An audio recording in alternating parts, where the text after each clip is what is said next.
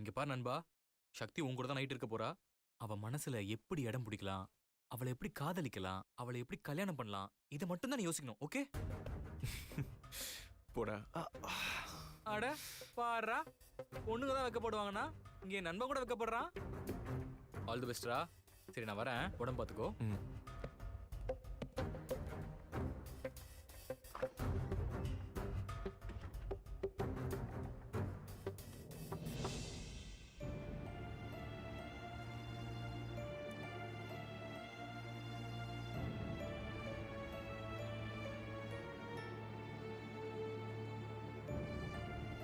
அம்மாடி, நீதாம்மா அவனை பாத்துக்கணும்.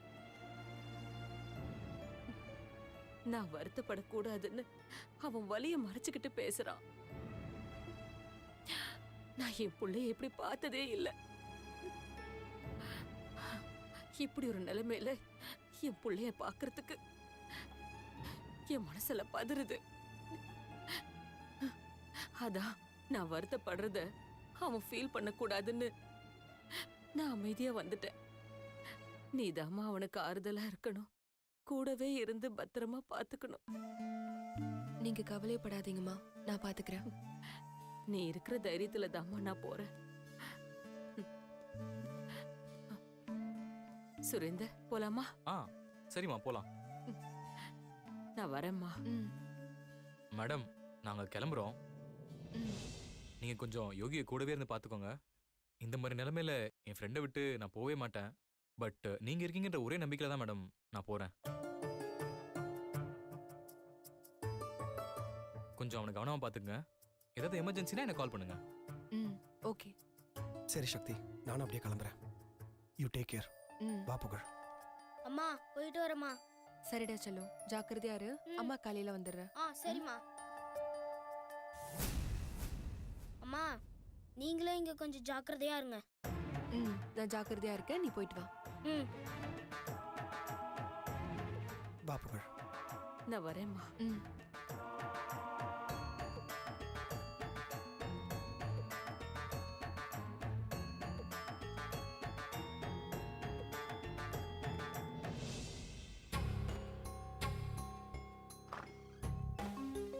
Excuse me sir.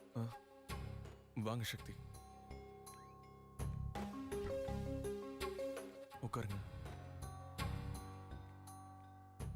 இப்போ எப்படி இருக்கு சார்? பரவாயில்ல. அம்மா எல்லாரும் கிளம்பிட்டாங்களா? கிளம்பிட்டாங்க சார். இருந்தாலும் உங்களுக்கு என்னால தேவையில்லாத கஷ்டம் இல்ல? என்ன சார் நீங்க? எனக்காகவும் என் பையனுக்காகவும் தான் நீங்க இப்படி இருக்கீங்க.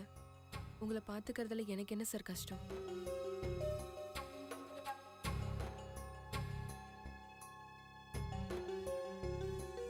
சார், ரொம்ப டயர்டா இருக்கீங்க, ஒரு நிமிஷம் இருங்க, நான் ஜூஸ் வாங்கிட்டு வரேன். இல்ல வேணாம் சக்தி, அதெல்லாம் ஒண்ணும் வேணாம். சார் பரவாயில்ல சார், நான் வாங்கிட்டு வரேன். சக்தி,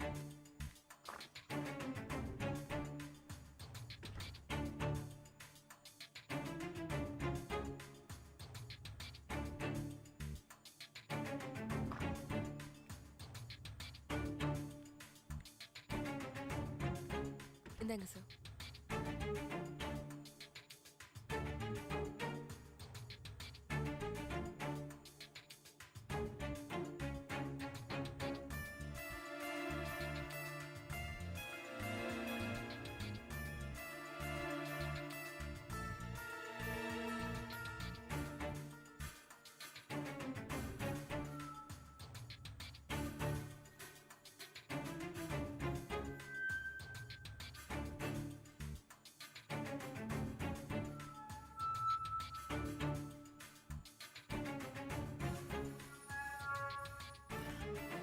போதும். சார், ரொம்ப டயர்டா இருப்பீங்க, குடிங்க. இல்ல போதும். ப்ளீஸ் சார், குடிங்க. குடிங்க ப்ளீஸ் சார்.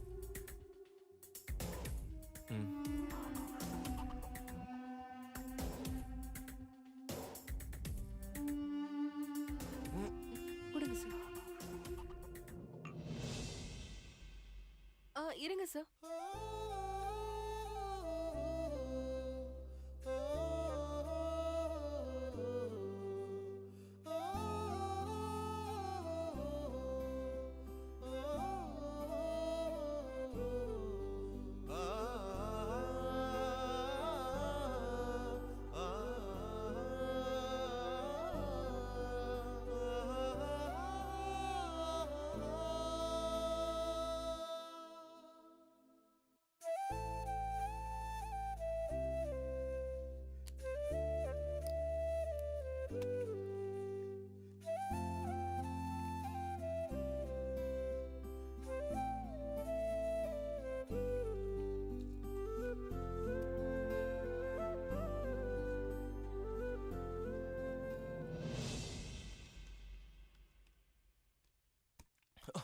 சார் பார்த்து சார் பார்த்து சார்.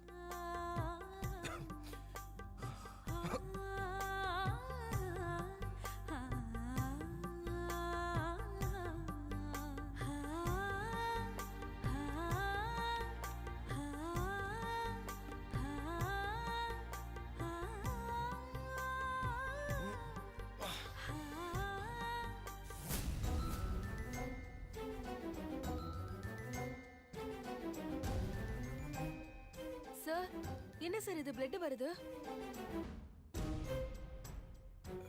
இல்ல சின்ன லீக் தான், ஒன்றும் பிரச்சனை இல்லை. சார் நீங்க என்ன சார் கேர்லெஸ்ஸா சொல்றீங்க? இருங்க சார், இல்ல ஸ்டிச் பண்ண இடத்துல ப்ளீடிங் ஆகுது சார். இல்ல சக்தி, இது சின்ன சார் இருங்க விஷயம் சார், தான். நான் போய் டாக்டரை கூப்பிட்டு வரேன். ஏய், ஆ, சக்தி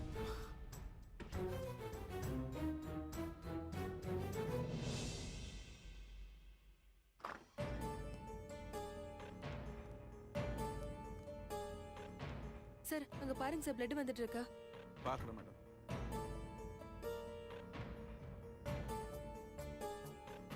மேடம், பிளட் சர்க்குலேஷன் நார்மலானா கூட ப்ளீடிங் ஆக சான்சஸ் இருக்கு. So don't worry about it. Night டைமில் 2 hours ஒன்ஸ் நர்சஸ் வந்து அட்டன் பண்ணிக்கிட்டே இருப்பாங்க. இதெல்லாம் அவங்க ஃபாலோ பண்ணிப்பாங்க. அதனால நீங்கள் இவ்வளோ பதட்டப்பட வேண்டிய அவசியமே இல்லை. ரிலாக்ஸாக இருங்க. இல்ல சார், இருந்தாலும் ஸ்டிச் பண்ண இடத்துல பிளட் வருதே. இந்த ப்ளீடிங் இன்னும் 2 hours அரெஸ்ட் ஆகிடும். அதெல்லாம் பார்த்துக்கலாம், ஒன்றும் பிரச்சனை இல்லை. ம் சரி, ஓகே சார். ஒன்றும் பயப்படாதீங்க. ம்.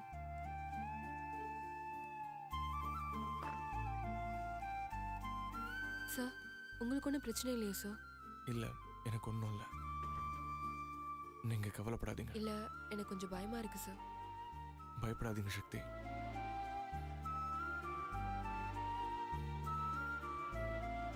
பாசம் இருந்தாதான் பதட்டம் இருக்கும்னு சொல்லுவாங்க. என் மேல உனக்கு அவ்வளோ பாசம் இருக்கு சக்தி, அதனால தான் நீ இப்படி பதற. எனக்கு ஒன்று, நீ பதறதை பார்க்கும்போது எனக்கு ரொம்ப சந்தோஷமா இருக்கு. உன்னை கல்யாணம் பண்ணி உன்கிட்ட இருக்கிற மொத்த பாசத்தையும் நானே வாங்கிக்கிறேன் சக்தி.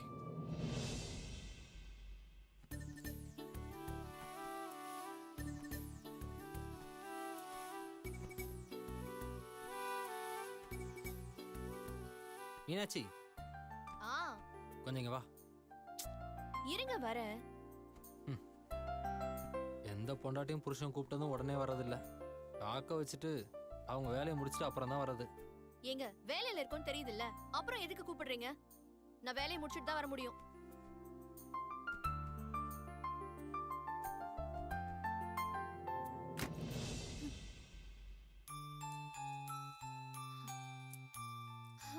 இப்ப சொல்லுங்க, என்ன விஷயம்? ஆமா, நீ என்னவும் பெரிய மாட்ட சட்டுன்னு ஐஸ்வர்யாவுக்கு ஒரு நல்ல வாழ்க்கையை அமைச்சு தரேன்னு சொல்லிட்ட. இதெல்லாம் உடனே சாத்தியமா?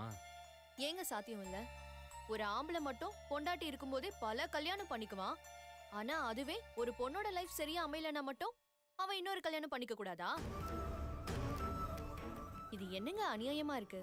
அவளுக்கும் ஆசை பாசம்லாம் இருக்கும்ல. அதனாலதான் ஐஸ்வர்யாவுக்கு நான் இன்னொரு கல்யாணம் பண்ணி வைக்கலான்னு முடிவு பண்ணிட்டேன். ஆஹா, நீ எடுத்தது நல்ல முடிவு தான் மீனாட்சி. அப்படியே எனக்கும் ஒரு முடிவு எடுத்தனா நல்லா இருக்கும்.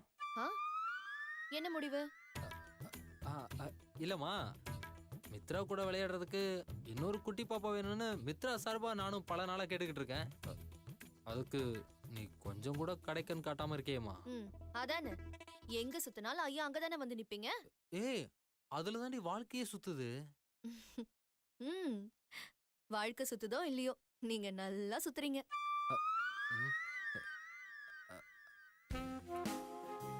ஆமா, மித்ரா ஐஸ்வர்யா கூட தானே தூங்குவா. இன்னைக்கே எங்கே இருக்கா? போலையா? தெரியல, ஒருவேளை ஐஸ்வர்யா தூங்கிட்டாலும் என்னவோ. தூங்கிட்டாளா? என்ன மீனுக்குட்டி இப்படி சொல்ற?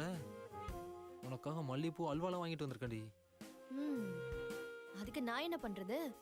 குழந்தைக்கு எப்ப தூக்கம் வருதோ அவ அப்பதானே தூங்குவா.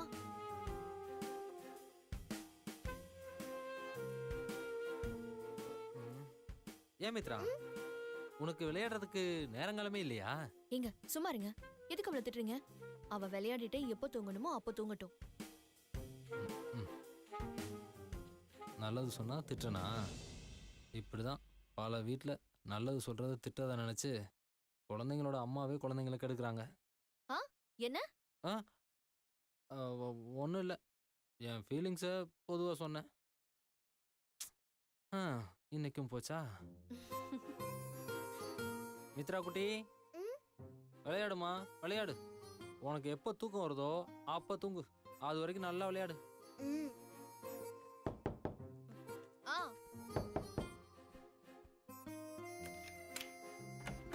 சித்தி ஏன் சித்தி இன்னைக்கு இவ்ளோ லேட்டு? ஒர்க் இருந்துச்சுடா, அதை முடிச்சிட்டு வந்தாதான்.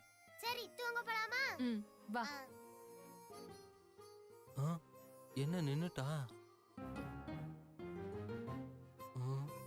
என்ன பாக்குறா? திரும்பவும் இங்கே படுத்துக்கிறேன்னு சொல்லிடுவாளோ? இருங்க சித்தி, அப்பா அம்மாவுக்கு ஹல்வா வாங்கிட்டு வந்திருக்காராம். போச்சு.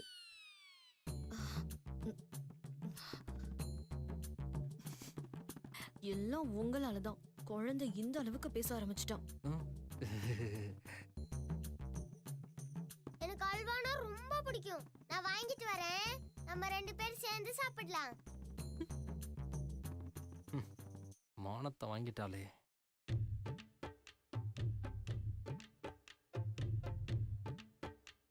அப்பா ஹல்வா கொடுங்கப்பா.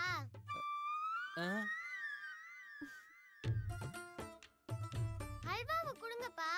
அல்வாவா? கொடுங்கப்பா. இருமா கொடுக்குறேன். ம். இந்த வாங்க சித்தி போலாம். ம்.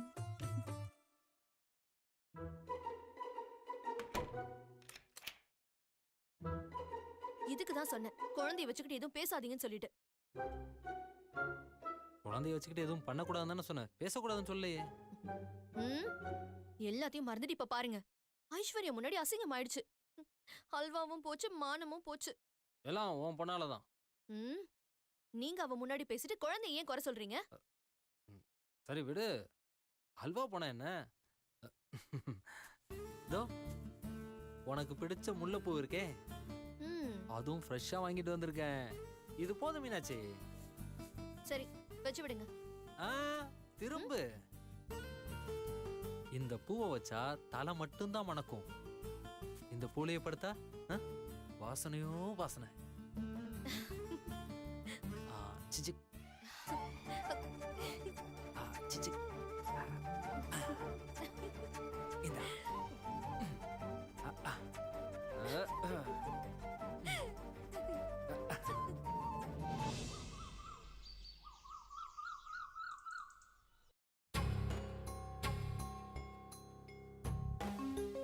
நான் என்ன சொல்றேன், நீ என்ன பண்ணி வச்சிருக்க?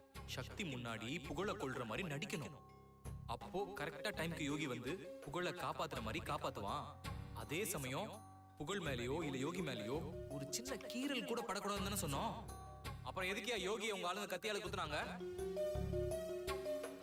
இது நந்துகிட்ட ஷேர் பண்ணிப்போம்.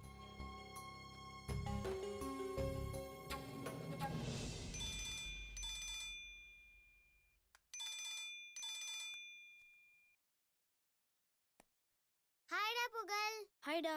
என்னடா காலையிலே கால் பண்ணிருக்க? ஏதாவது இம்பார்ட்டன்ட்டா? ஆமாண்டா. என்ன இன்னைக்கு நீ இங்கிலீஷ் ஹோம்வொர்க் எழுதலையா? டேய், நான் சொல்ல போறது அதை விட முக்கியமானதுடா. அதோட முக்கியமானதா? என்னடா அது? நேத்து என்ன கொல்ல பார்த்தாங்கடா. ஜஸ்ட் மிஸ்ல உயிர் போயிடுச்சுடா. பப்ஜி கேம்லயா? டேய் நிஜமாவேடா? டேய் என்னடா சொல்ற? ஆமாண்டா. நேத்து ரெஸ்டாரண்ட்ல 3 பேர் என்ன கொல்ல பார்த்தாங்கடா. அப்ப யோகி அங்கிள் தான்டா என்ன காப்பாத்துனாரு. ஐயோ புகழ், உனக்கு எதுவும் ஆகலையே? இல்லடா, எனக்கு எதுவும் ஆக கூடாதுன்னு தான் இது பிளான் பண்ணி செஞ்சிருக்காங்க. பிளான் பண்ணியா? யாரா? யோகி அங்கிள் தான். என்னடா சொல்ற? யோகி அங்கிள் எதுக்காக பிளான் பண்ணனும்? அவர்தான் உன்னை காப்பாத்துனாருன்னு சொன்னேன். இப்போ அவர்தான் பிளான் பண்ணாருன்னு சொல்ற? எனக்கு எதுவுமே புரியலையேடா. என்ன நடந்துச்சுன்னு உனக்கு தெரிஞ்சா இந்த கேள்வியே நீ கேட்க மாட்ட. அப்படி என்னடா நடந்துச்சு? சார் சொல்லுங்க சார். நான் என்ன சொல்றேன், நீ என்ன பண்ணி வச்சிருக்க? சக்தி முன்னாடி புகழ கொள்ற மாதிரி நடிக்கணும். அப்போ கரெக்டா டைம்க்கு யோகி வந்து புகழ காப்பாத்துற மாதிரி காப்பாத்துவான். அதே சமயம் புகழ் மேலேயோ இல்ல யோகி மேலேயோ ஒரு சின்ன கீறல் கூட படக்கூடாதுன்னு தானே சொன்னோம். ஆமா சார். என்ன ஆமா? அப்புறம் எதுக்கியா யோகி உங்க ஆளுங்க கத்தியால குத்துறாங்க? என்னடா எதுக்குடா இப்படிலாம் பண்றாங்க? எனக்கும் தெரியலடா. ஆனா எதுக்கு இப்படி பண்றாங்கன்னு நான் கண்டுபிடிக்காம விட மாட்டேன். நீ பேசாம உங்க அம்மா கிட்ட சொல்லிரலாமே. அத மட்டும் நான் செய்யவே மாட்டேன். ஏன்டா? ஏன்னா எங்க அம்மா யோகி அங்கிளை நம்புறாங்க. எனக்கு யோகி அங்கிளை பிடிக்கவே பிடிக்காது. நான் இப்ப போய் இந்த மாதிரி நடந்துச்சுன்னு சொன்னேன்னா எனக்கு அவர் மேல இருக்கிற வெறுப்புல தான் நான் சொல்றேன்னு நினைப்பாங்க. முதல்ல ஏன் இப்படி பண்றாங்கன்னு காரணத்தை கண்டுபிடிக்கணும். அதுக்கப்புறம் தான் அம்மா கிட்ட சொல்லணும்டா. அப்ப மில்கி மேன் கிட்ட சொல்லாமே. டேய், அவர் இன்னும் என் அப்பாவா ஆகலடா. நான் மட்டும்தான் அப்பாவா நினைச்சிட்டு இருக்கேன். இப்ப போய் அவர்கிட்ட சொன்னா அவர் அம்மா கிட்ட கேட்க போய் ஏதாவது பிரச்சனை வந்துருச்சுன்னா? ஆமாடா, அதுவும் சரிதான்டா. முதல்ல என்ன காரணம்னு கண்டுபிடிக்கணும். அதுக்கப்புறமா தான் யாருக்கிட்ட சொல்லணும்னு முடிவு பண்ணணும். நீ சொன்னா சரியாதான் இருக்கும். இதுல ஏதோ காரணம் இருக்க மாதிரி இருக்கு. அது என்னன்னு முதல்ல கண்டுபிடிக்கணும். சரிடா. ஆனா ஒண்ணு புகழ். என்னடா? மில்கி மேன் தானே உனக்கு அப்பாவா வரணும்னு முடிவு பண்ண. ஆமாண்டா. அப்ப சீக்கிரமா உங்க அம்மா கிட்ட பேசி மில்கி மேனுக்கும் உங்க அம்மாவுக்கும் கல்யாணம் பண்ற வழிய பாரு. ஏன்னா அப்பான்னு ஒருத்தர் இருந்தாதான் நமக்கு பாதுகாப்பா இருக்கும். இந்நேரம் மில்கி மேன் உனக்கு அப்பாவா இருந்திருந்தா இந்த பிரச்சனையே வந்திருக்காது. ஆமாண்டா நந்து, நீ சொல்றதும் உண்மைதான். சரிடா, நான் போனை வச்சிடுறேன். ஸ்கூலுக்கு டைம் ஆயிடுச்சு. நான் அப்புறமா பேசுறேன். சரிடா சரிடா. எப்படியாவது மில்கி மேனை அப்பாவை கொண்டு வரணும். முயற்சி பண்ணுவோம்.